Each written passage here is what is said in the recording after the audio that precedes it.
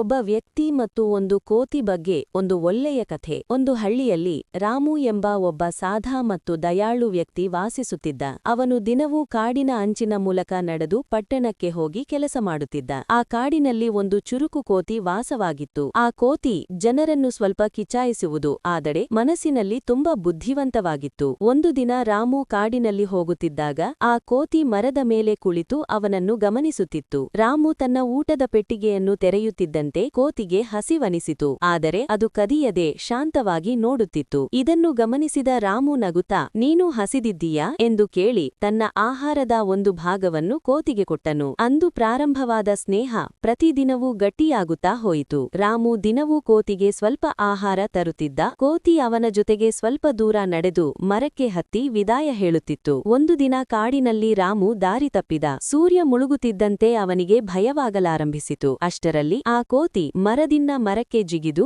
ಶಬ್ದ ಮಾಡಿ ರಾಮುವನ್ನು ತನ್ನ ಹಿಂದೆ ಬರುವಂತೆ ಸೂಚಿಸಿತು. ರಾಮು ಕೋತಿಯ ಹಿಂದೆ ಹೋದಾಗ ಸ್ವಲ್ಪ ಸಮಯದಲ್ಲೇ ಸರಿಯಾದ ದಾರಿ ಕಂಡುಬಂತು. ರಾಮು ತುಂಬಾ ಸಂತೋಷಪಟ್ಟು ಸ್ನೇಹ ಮತ್ತು ದಯೆ ಯಾವಾಗಲೂ ಮರಳಿ ಬರುತ್ತವೆ ಎಂದು ಅರ್ಥಮಾಡಿಕೊಂಡನು. ಆ ದಿನದಿಂದ ಅವನು ಪ್ರತಿಯೊಬ್ಬ ಜೀವಿಗೂ ಕರುಣೆ ತೋರಿಸುವುದು ಇನ್ನಷ್ಟು ಹೆಚ್ಚಿಸಿತು. ಕಥೆಯ ನೀತಿ: ದಯೆ ಮತ್ತು ಸ್ನೇಹ ಯಾವ ಜೀವಿಯಾದರೂ ಬೆಲೆ ಮಾಡಿಕೊಳ್ಳುತ್ತದೆ.